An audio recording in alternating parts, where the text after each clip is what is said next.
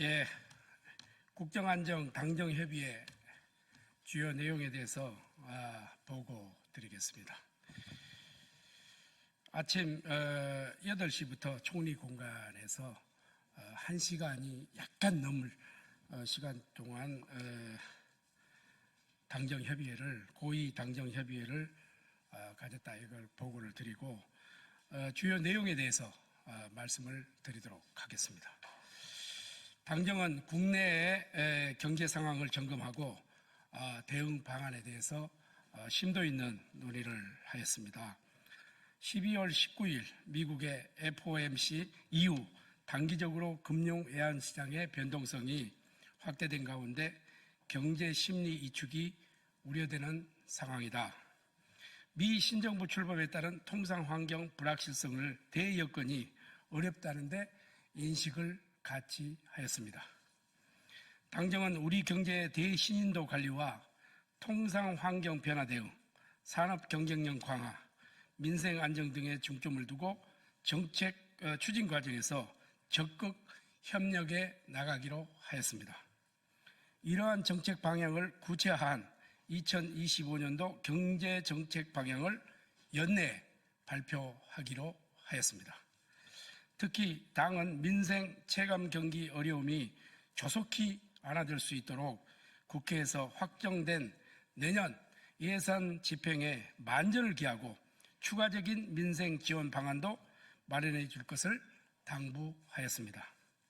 이에 정부는 4분기 집행을 철저히 관리하는 가운데 내년도 예산 배정 계획을 신속히 확정하는 등 내년 1월 1일부터 즉각 예산이 집행될 수 있도록 사전 준비에 역점을 두고 취약계층 맞춤형 추가 지원 방안도 강구해 나가기로 하였다는 말씀을 드립니다.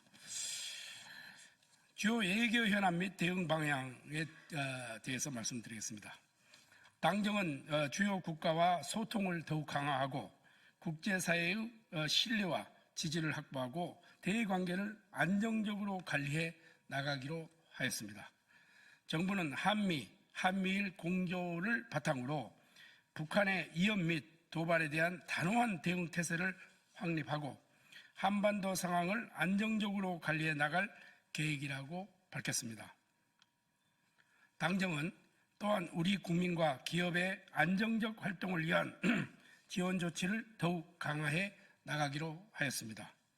이를 위해서 외교부와 경제부처는 물론 기업과 제2공간이 함께 긴밀한 민간 공조 체제를 구축하여 경제 안보 관련 현안에 적극 대처하고 제2국민 보호 및 우리 국민의 해외여행 안전과 방한 외국인 여행객들의 안전을 위해 필요한 조치를 취해 나가기로 하였습니다.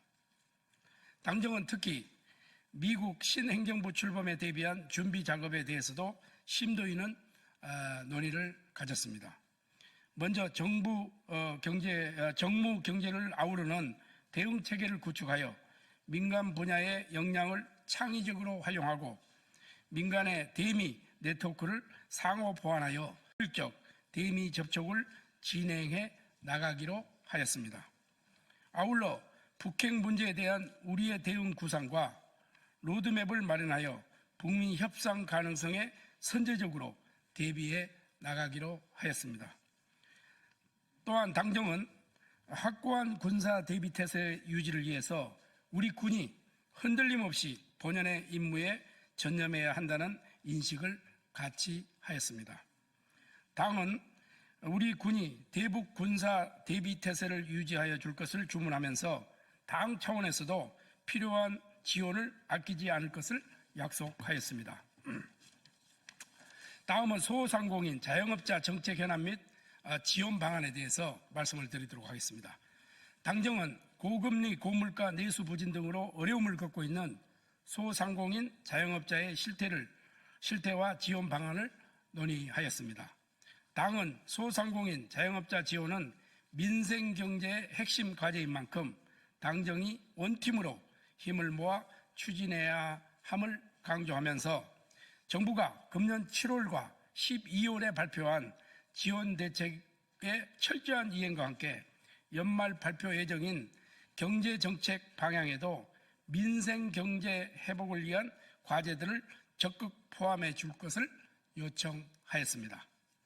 이에 정부는 12월 11일부터 범부처 소상공인 생업피해 정책 대응반을 본격 가동하는 등 금년도 발표한 대책을 철저히 이행해 나가는 한편 소상공인, 자영업자 현장 모니터링 및 소통을 통해 지원 과제를 지속적으로 발굴하고 공공부문 또 연말 모임 활성화 등을 통해서 내수 회복에 총력을 다하기로 하였다는 말씀을 드립니다. 또한 당정은 민생경제 조속한 활기 회복을 위해 내년도 예산을 조기에 집행해 나가기로 하였습니다. 정부는 1월 초부터 소상공인 지원사업 선정 절차를 시작할 예정이며 소상공인의 정책 융자 규모를 올해보다 600억 늘린 총 3조 7,700억 원으로 확대하여 신속하게 공급할 계획입니다.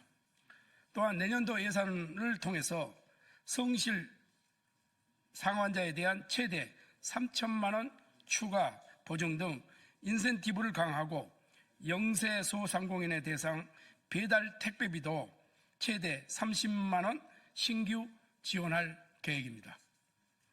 당정은 앞으로도 소상공인 경영 부담 완화와 내수 활성화 등을 위한 과제를 적극 추진해 나가기로 하였습니다. 다음은 민생 치안 확립 대책에 대해서 말씀을 드리겠습니다.